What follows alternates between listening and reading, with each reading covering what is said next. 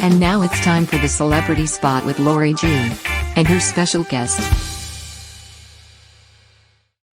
Welcome to the Celebrity Spot. I'm your host, Laurie G. Today on the show, I have a very special guest, a CP advocate, Chelsea Bear. How are you doing, Chelsea, today? I'm great. I'm excited for our conversation. Me too. First question, what inspired you to talk about your CP journey on Instagram? I love this question because it was a very personal decision for me to first open up on social media. If I scroll back to my online social media platforms, 4 or 5 ago, you probably couldn't even tell I had CP at all. I used a walker, a scooter, but whenever I take a picture, I'd kind of get up and make sure it was out of the frame. But I just one day decided I wanted to start proactively talking about my disability. It was something I always had like kind of in the back of my mind, but never really took the leap to do it. And it was actually a conversation I had with a friend of mine. We had a mutual friend, and she was basically telling me that our mutual friend didn't know what my disability was. And at the time, and I was kind of it made me take a moment to reflect. And I was on one hand very grateful that this friend was open to knowing me as a person and my disability didn't have any impact on our friendship. But on the other hand, I'm like, this is part of my identity. And I felt I felt kind of weird that I hadn't ever talked about it before. So that kind of is what switched in me. And then I just started sharing on social media kind of little aspects of my life that I never really opened up about. And it's been an incredible journey since then. What's your favorite Instagram post that you've done so far? Ooh, that's a great question. But I like the ones where I'm able to share kind of a glimpse into, what it's like living with the type of CP I have and kind of the struggles that come with it, but being able to kind of break it down in a way that it doesn't make people uncomfortable when having these conversations or learning about them. So one of the recent ones that comes to mind is I did a whole post about, how I feel my body has been impacted because of the pandemic, isolating at home, and what that kind of lack of movement did to me in hindsight is something I never really anticipated or expected. So I did a post the other day, something as simple as me walking into Starbucks and grabbing a coffee. It's something that I used to do like without even thinking twice. And then with the pandemic and just kind of not being as confident on my feet and getting around, I'd been avoiding doing something as simple as that for probably over 3 years. Oh, wow. So I did a post and I was like, one day I just decided I'm going to walk in, I'm going to order it, I'm going to get my coffee and sit down, when normally before I would go through the drive-through to just avoid walking in general. And I did a video about it, and I just sat down, talked through kind of the thought process I had and then overcoming that. And it really just, the amount of comments I got from people saying, oh my goodness, I go through the same thing, or I've been dealing with this also. It really just creates the sense of community for selfishly myself, but other people too that don't typically have other people like them to talk about these things. Right.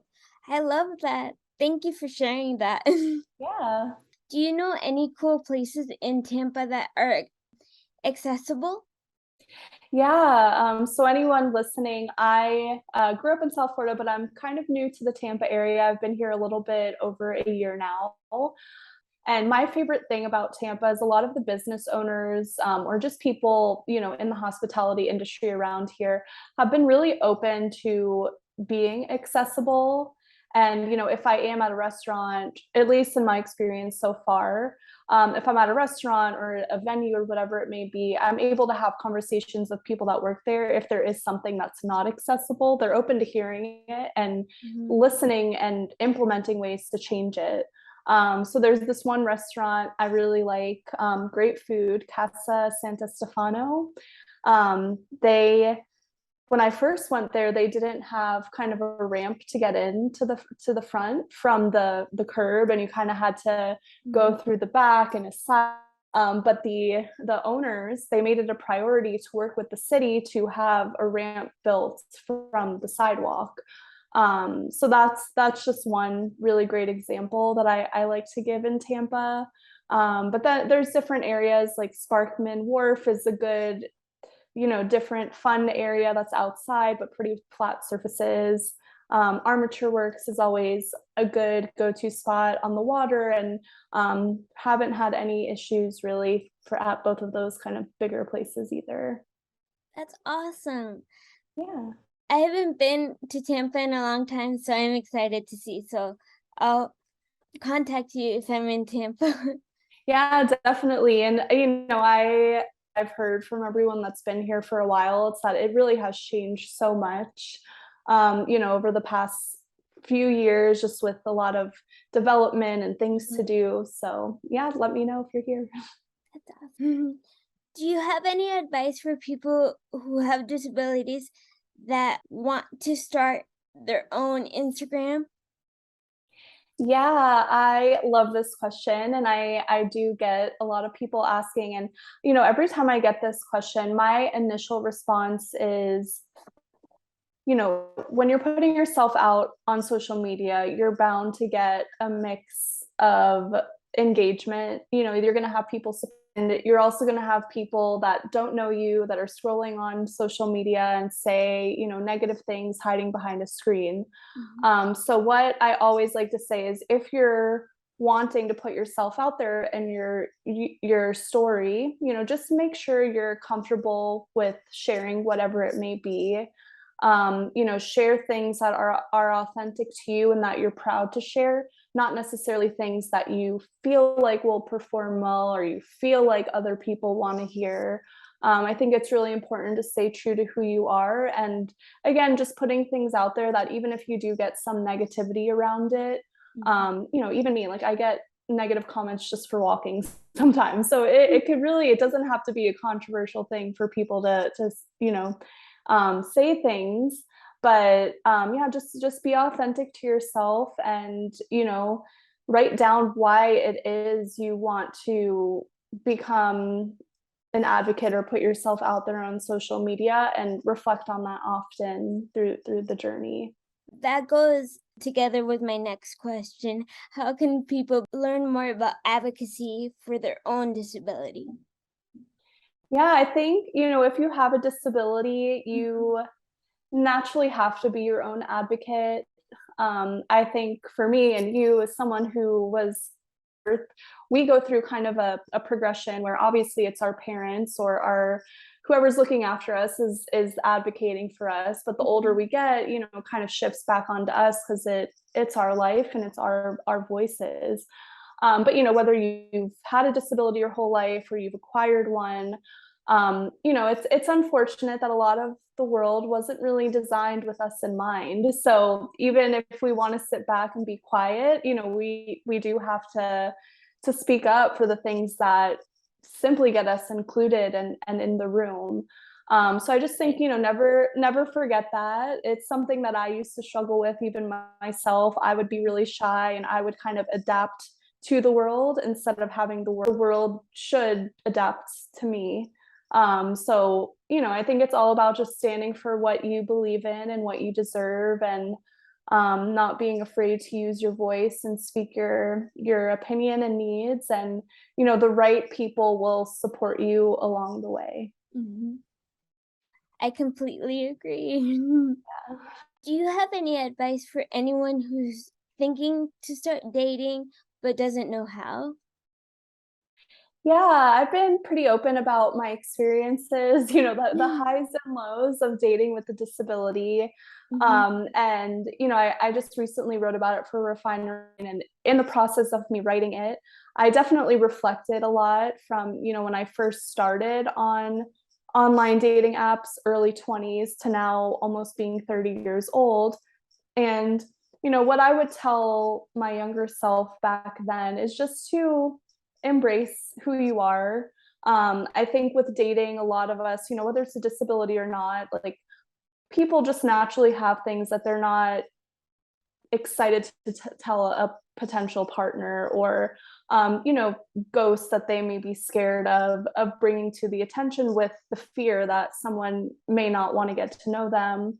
For me, it's a physical disability. It's what you see right away, even if I don't tell you beforehand when we meet. So I just think, again, only share what you're comfortable with sharing, but also know that whoever you're meant to be with, the things that you may personally be ashamed or not as proud of won't matter to the right person. So just be yourself, be authentic, and you'll attract the right person at the right time. Thank you for that. Where can my listeners find you on social media? I'm on all social media platforms, on Instagram, TikTok, and Twitter. I'm at Real Chelsea Bear. I'm also on YouTube under Chelsea Bear, and then also Facebook as well. That's awesome. Last question. How can people be more allies to the disabled community? I like to break it down with something very simple, and that's just, listening and amplifying. So, if you're not someone with a disability, just listen to people with disabilities, listen to their wants, listen to their needs. And if you're in a position to amplify their message, whether it's something like sharing a social media post or advocating at your company to, I keep using the ramp example, but adding a ramp so it's, someone with a wheelchair can get in. If you're not disabled and you have some form of connections or ability to make change on any level, just keep people with disabilities in mind on your journey. Yeah. I think slowly but surely, society is getting better. Yeah, I do. I really genuinely do feel a shift. And I think, right now, diversity and inclusion is so important. And, in some aspect, it's a trend, which is a good trend that should stay a trend forever. But I think, having the disability component as part of diversity is finally starting to slowly happen. So I just hope that continues. And people like us to just keep getting these messages out there, getting the attention of people to listen, and then, like I said, implement, those more inclusive initiatives. Now I would like to take the time to thank Chelsea Bear for being on the show today. Thank you so much. Thank you so much for having me. I enjoyed talking to you. Me too. And now it's time for the Celebrity Spot with Laurie G. and her special guest.